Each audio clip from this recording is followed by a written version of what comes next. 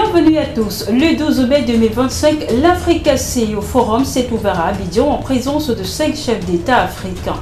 En marge de cette 12e édition de l'Africa CEO Forum à Abidjan, le président mauritanien Mohamed Ould Cheikh El Ghazouani a mené lundi 12 mai une série d'audiences diplomatiques de haut niveau visant à renforcer les relations diplomatiques et régionales. Parmi les tons forts, un tête-à-tête avec le président du Sénégal, Bassirou Diomaye Faye. Les deux chefs d'État ont échangé sur les moyens de dynamiser la coopération entre Nouakchott et Dakar, ainsi que sur les enjeux sécuritaires et économiques dans les sous-régions.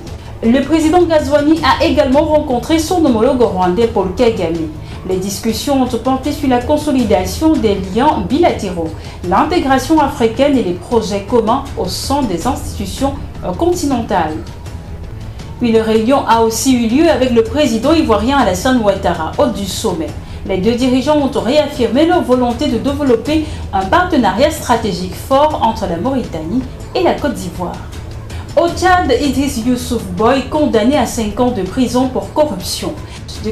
Idriss Youssouf Boy, l'ancien directeur du cabinet du président tchadien Mahamat Idriss Déby Itno, a été condamné à 5 ans de prison ferme pour corruption active vendredi par le tribunal de grande instance de Djamna.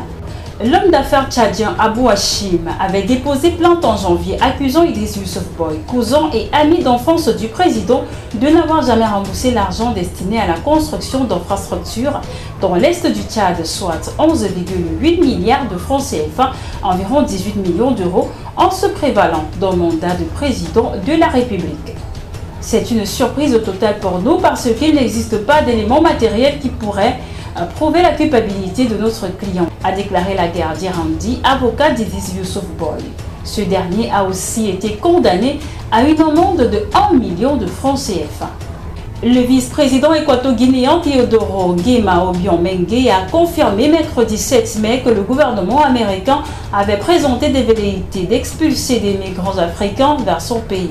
Je confirme qu'il y a eu une conversation dans laquelle les États-Unis ont exprimé leur intention, mais rien n'a abouti concernant l'expulsion de migrants vers notre pays, a-t-il écrit sur son compte X quelques jours après la publication de plusieurs articles de presse à ce sujet. À Malabo, cette question a soulevé l'émotion chez une partie des Équato-Guinéens qui craignent que les migrants soient des criminels. À mon avis, il peut y avoir un accord, mais nous choisissons les personnes que nous pouvons accueillir par leur profil, a assuré le président chargé de la défense et de la sécurité. Précisons que la Guinée équatoriale souhaitait éviter d'accepter les personnes ayant un casier judiciaire. En contrepartie, Malabo a demandé à l'administration Trump de couvrir les frais de logement et de subsistance des migrants expulsés et d'investir dans des activités locales qui leur permettraient de se réinsérer socialement. C'est ici que nous refermons cette édition d'information. Merci de l'avoir suivi.